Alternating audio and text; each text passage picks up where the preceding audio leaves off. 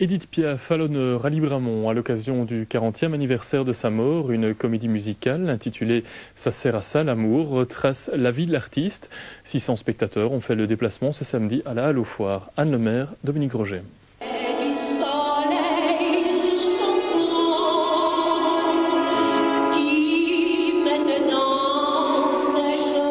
Il y a 40 ans que la voix troublante d'Edith Piaf s'éteignait à jamais. C'est la passion pour la chanson française qui est à l'origine de ce spectacle. Ce spectacle est né, il y a chanteurs issus de différents milieux, de la variété, du musical, certains plutôt orientés vers le théâtre. Et donc j'ai eu cette idée de regrouper donc une vingtaine d'artistes autour d'Edith Piaf, qui est une chanteuse que j'apprécie avant tout énormément. De ses débuts dans les années 30 jusqu'à son dernier récital à l'Olympia en 1962, les grandes étapes de la carrière d'Edith Piaf sont évoquées, ainsi que sa vie privée, comme par exemple son histoire d'amour avec le boxeur Marcel Cerdan.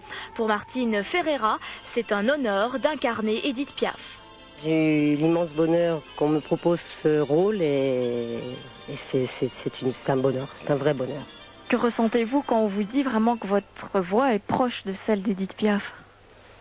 Ça me fait plaisir, bien que je ne sois pas tout à fait d'accord, parce que j'ai pas du tout la voix d'Edith Piaf. Mais bon, c'est vrai que automatiquement on fait des comparaisons parce que c'est ces voix un peu graves, avec le trémolo, la façon de rouler les airs.